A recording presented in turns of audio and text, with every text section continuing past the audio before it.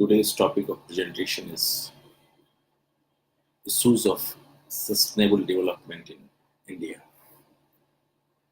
My presentation is divided into three parts.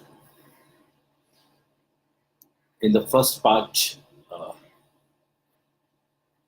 we would be trying to understand the meaning of sustainable development and issues of education for sustainable development. In the second part deals with issues related to recent Uttarakhand devastation and threats from Narmada dams. And finally, in the third part, we will be talking about some of the new social movements, which is commonly known as people's movement, in order to make people aware towards the present course of action towards development.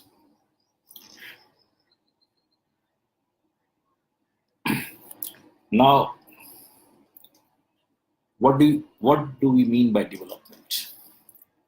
Actually, development is a comprehensive economic, educational, social, cultural, and political process which aims at constant improvement of well-being of the entire population and of all individuals on the basis of active, free, and meaningful participation in society and in the fair distribution of benefits resulting therefrom.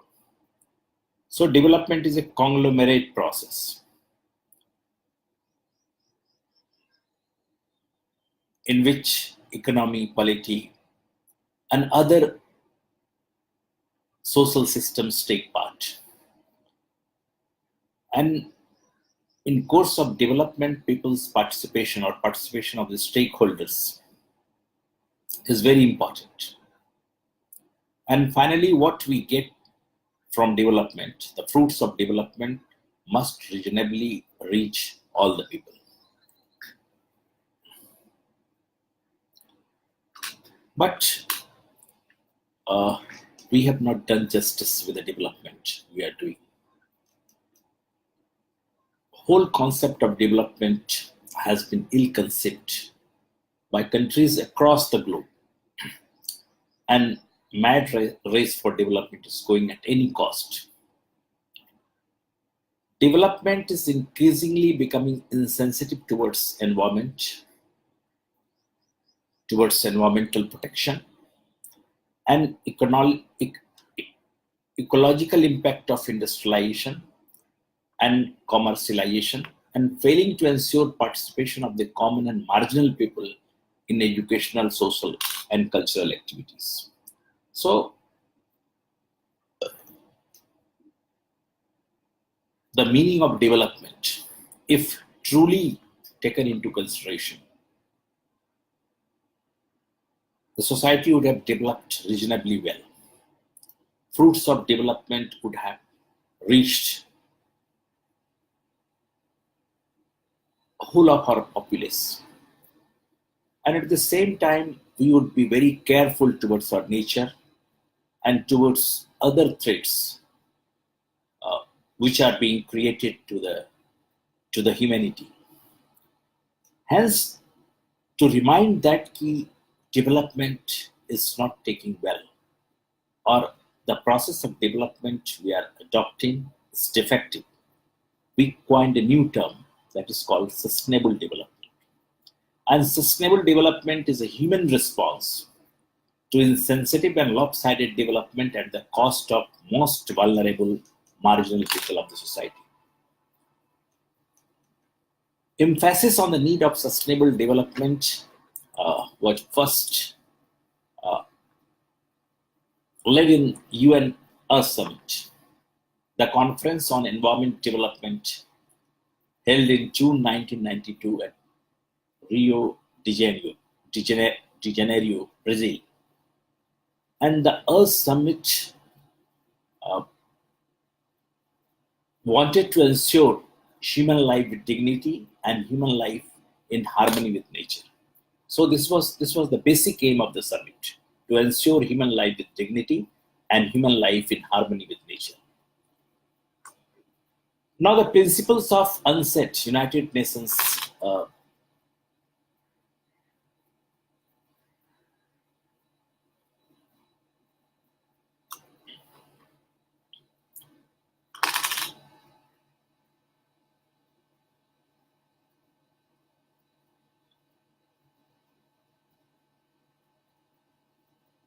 United Nations Conference on Environment and Development. This is popularly known as UNCET, United Nations Conference on Environment and Development. And the principles of UNCET, uh, you call say the manifesto of UNCET, the basic principle of UNCET, that is called Agenda 21 or Rio Declaration. The basic point in this declaration is that social and educational concern underlies the effort to protect and develop left out masses of the society, covers social, political, economic, environmental, and other peaceful concerns of human existence as a whole. In fact, Agenda 21 was blueprint for sustainable development and which focused on a long-term common vision for growth, equity, and conservation. Now, the former General Secretary of United Nations, Ban Ki-moon, uh, he has talked a lot, or he has given very strong message for sustainable development. And according to him, climate change is destroying our path to sustainability. Ours is a world of looming challenges and increasingly limited resources. Sustainable development offers the best chance to adjust our course. Sustainable development is we can say the pathway to the future we want for all. It offers a framework to generate economic growth, achieve social justice, exercise environmental stewardship, and strengthen governance. In Johannesburg Declaration, uh, Johannesburg Summit uh, on Sustainable Development that took place in 2002, and the summit expressed the commitment of world leaders to, I quote, build a human, equitable, and caring global society, cognizant of the need for human and dignity to all.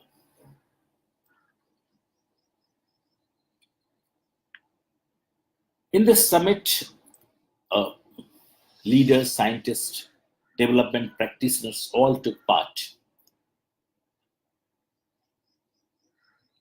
And they felt that sustainable development is need of the hour. Without sustainable development, it's very difficult to survive. Human race or human existence is itself at threat. If we take the present course of action, we don't make corrections. One such declaration was made in 2015 in a conference held of a conference of academicians, scientists, what you call the persons connected with the development, leaders from the different countries, and that conference was held in Vatican in 2015. And issues taken in this conference was to address the challenges of human-induced climate change, extreme poverty, and social marginalization, including human trafficking in context of sustainable development. In fact, sustainable development is a social issue.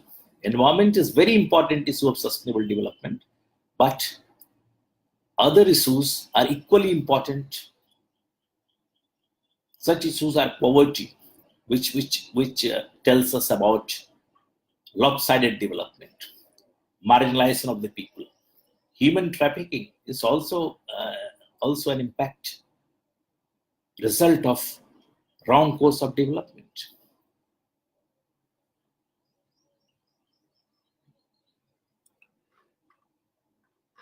So we can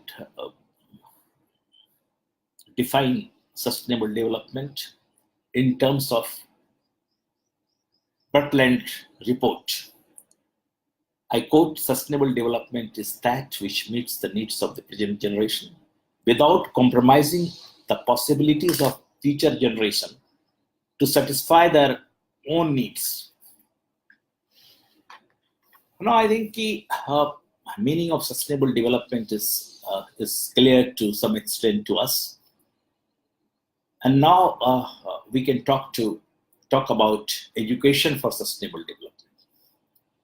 And Education for Sustainable Development and UN General Assembly in 2002 proclaimed Decade of Education for Sustainable Development for the period 2005 to 14. This period was declared as Decade of Education for Sustainable Development. Now, the fundamental objectives of education for sustainable development can be identified like these: bring change in perspective of development. Next, provide transformative sustainability learning, that is called TSL. Initiative to integrate heads, hands, and heart, triple H, HHH. This is a Gandhian vision. Gandhian development vision is also the same, to integrate hands, heads, and heart. Learning with facilitating a change outlook and ultimately behavior. Nowadays, MHRD's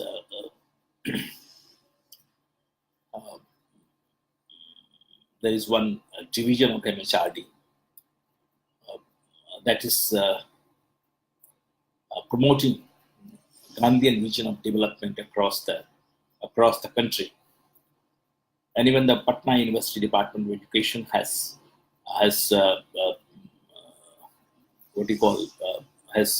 held two development faculty development programs in which the teachers from different teacher education institutions of the Bihar were trained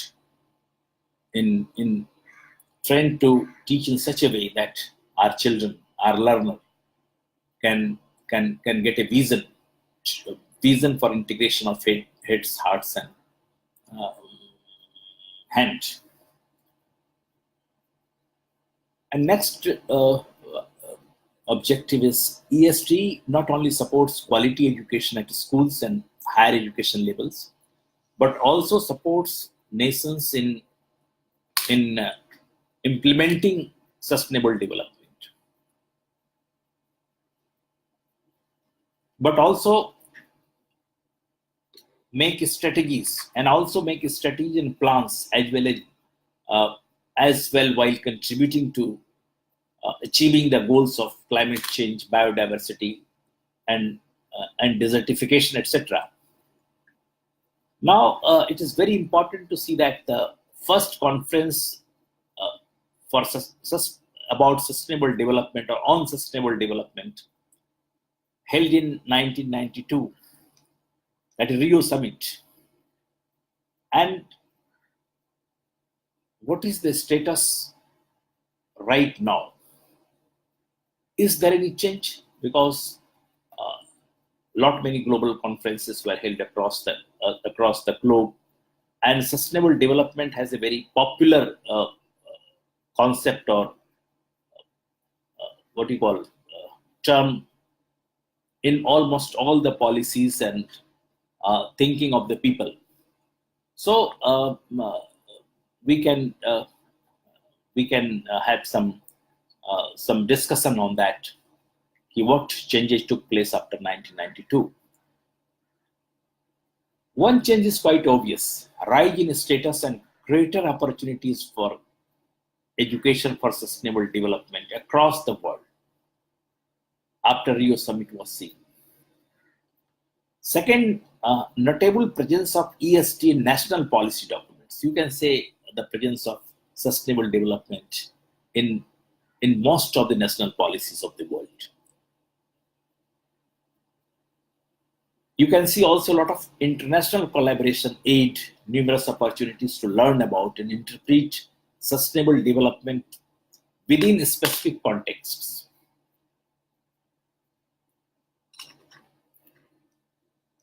But the question of ground practice in sustainable development is still a bigger issue.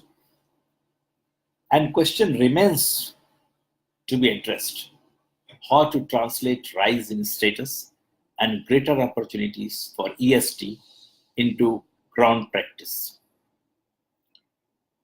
Policy and decision makers are beginning to respond to sustainability imperatives, but evidences compiled for the Rio Summit 2012 suggested that as global community have not learned much to change so far.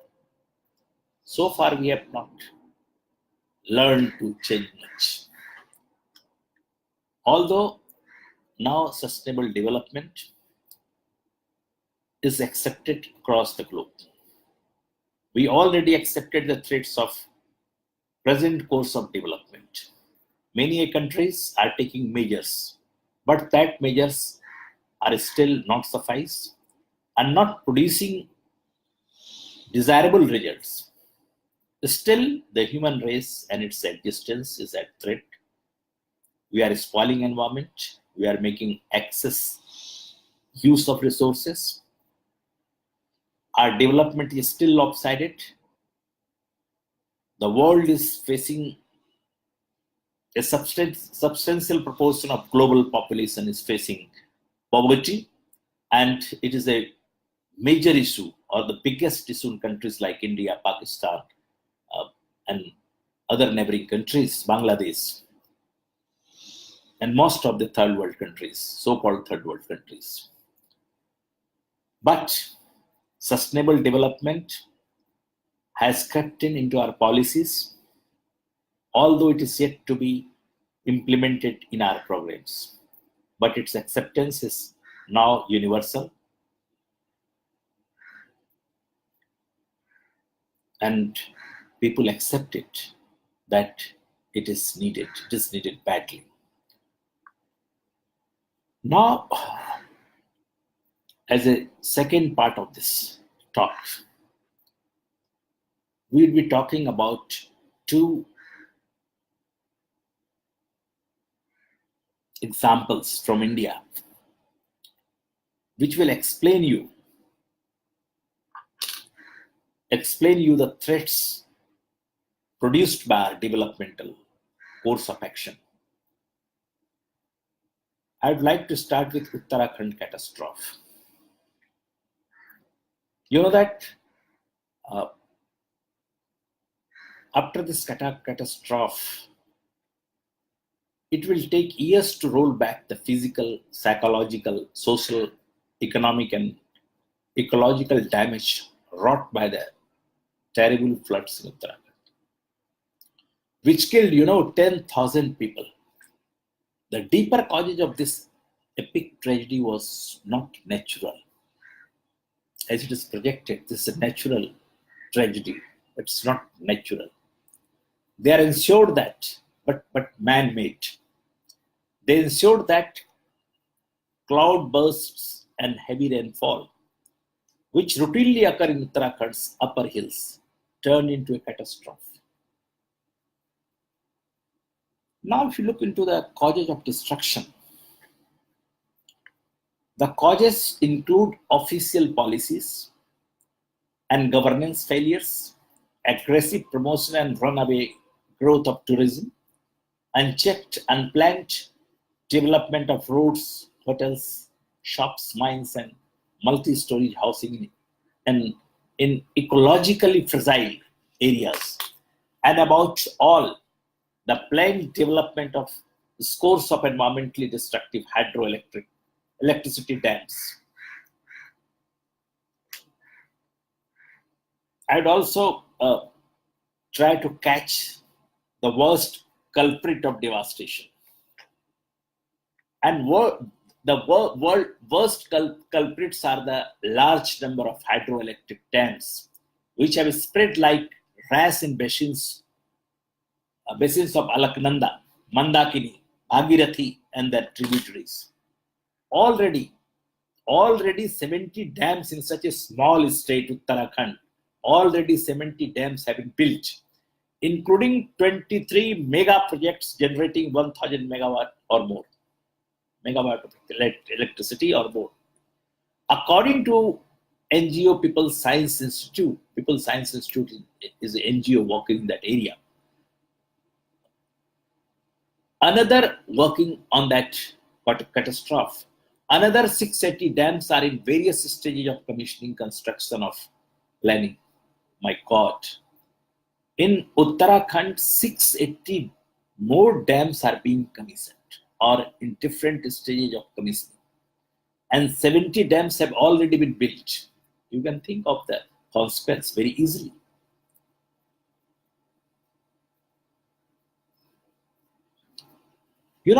All these dams are creating problems. River basins are struck by houses, by making shops and other establishments, other constructions. And at the same time, all these dams, what they do? The adhesive force of the mountains that is lowered down, and catastrophes easily come down. Such a catastrophes can easily. It is also seismologically fragile zone. So this type of reckless development, and it is only not to meet the needs of the Uttarakhand, to create money, for the profit. What that profit will do if the humanity and our population is not safe? Now the next example is Narmada Dam project. You know that in Narmada Valley there is a plan to build 3,200 dams, in which 30 would be large, 135 medium, and around 3,000 smaller dams. And of 30 big dams proposed along the Narmada, Sardar Sarovar project, SSP, Narmada Sagar project, NSP, are the mega dams. The Maheshwar and Omkareshwar dams, along with SSP, Sardar Sarovar, and NSP, Narmada Sagar project, are to form a complex which would ultimately cater to the needs of Sardar Sarovar project. Two biggest dams, Sardar Sarovar in MP and Narmada Sagar in Gujarat. These two are very important, biggest dams of Narmada Valley, Sardar Sarovar of Madhya Pradesh and Narmada Sagar of Gujarat. The first of the dams to be built is the Sardar Sarovar in Narmada Valley, the first mega dam. And it is considered to be one of the most important dams in the project and biggest water development project in India. Government has some statistics to prove that why Sardar Sarovar Dam is important. They have given this figure. This dam will provide safe drinking water to 30 million people, irrigate 4.8 million hectares of land, produce 550 megawatts of power, provide 1,300 cubic meters of water per year for municipal and industrial purposes, provide a drainage system to carry away flood waters, and it will also take the land of 320,000 people. 320,000 people. Their land would be taken by the government for this dam. So these are the basically benefits of the Sardar Sarovar dam assessed by the government. It will provide safe drinking water to a large number of population, around 30 million, irrigate 4.8 million hectares of land, produce 550 megawatts of power electricity, and provide 1,300 cubic meters of water per year, drinking water for municipal corporation and industrial purposes. But it is also certain, certain disadvantages, which is very important to know. Actually, what the government claims, we will see later on, is to what extent their claim is true, or that claim is benefiting the people. But at first, I'd like to see some of the disadvantages. This dam will affect 2.5 crore people in this way or that way. And according to SC/ST Commission, 60% displaced people would be tribals. 60% displaced, crores, thousands of people would be displaced from Narmada Valley. Has already been displaced because the dam is complete now. And it would submerge 4,000 square kilometer natural forest. The biggest Sardar Sarovar dam will displace people of MP and Maharashtra, and people of Gujarat will be benefited. It's another aspect. Displacement will be done in MP and Maharashtra, and dam would be very beneficial for the people of the Gujarat.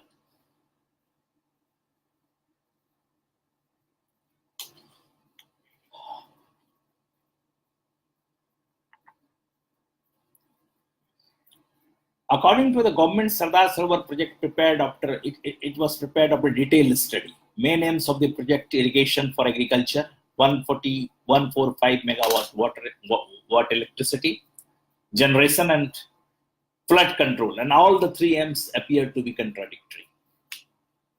What are the three aims? Irrigation for agriculture, 1450 megawatt electricity generation, and flood control. If you use the water for electricity, water for irrigation, you cannot generate electricity. And if you control the flood,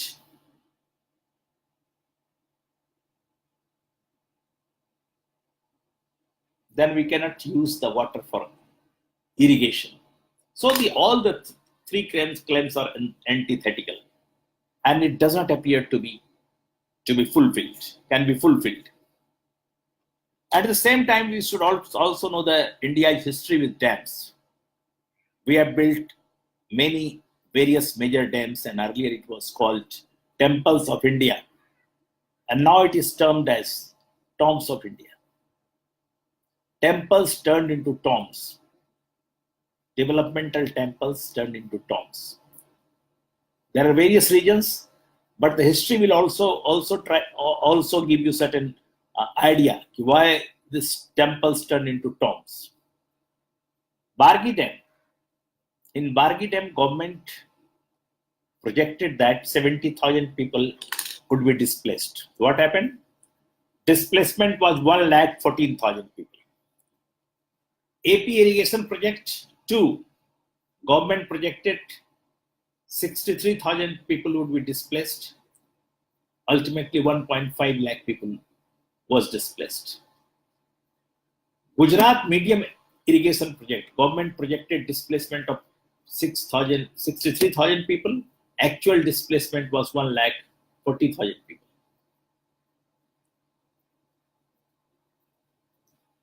Over the last 70 years or more, India has built more than 1,500 large dams, and 70% of the irrigation projects are still incomplete. If irrigation project is not complete, then how these dams will irrigate the land? What was projected? What was the objective? Will never be fulfilled. 70% of the irrigation projects are still incomplete. So these dams are doing more harm than its utility. It's in respect to in comparison to its usefulness, it is creating what you call devastation, great harm to the people. Peoples are displaced without any rehabilitation or rehabilitation of poor quality, and displacement figure is always lowered down. If it is 50,000, if it is 1 lakh, it is projected as only 50,000. So 50,000 people even may not be getting any rehabilitation. And there is one figure that 3/4 of these people were not rehabilitated. 60 million people have been forced from their homes because of these 1,500 large dams constructed so far. 16 million. And those people are generally tribes and poor people. They were displaced, and 3/4 of these people were not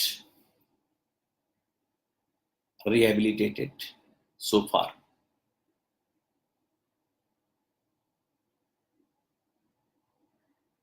So it's a big issue.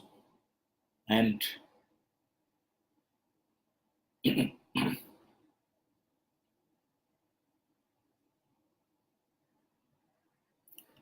and we will have to think about it. How our development is affecting people. The development which should make people's life happy.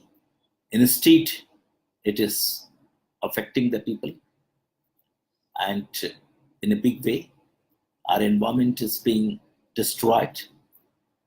People's lives, miseries are created in people's life. So, in first part, we tried to explain the meaning of sustainable development, along with education for sustainable development. Sustainable development has already been accepted in policies across the globe, but programs are not so strong so that it could be percolated into action. And thirdly, we have taken two examples what kind of development we have adopted for people.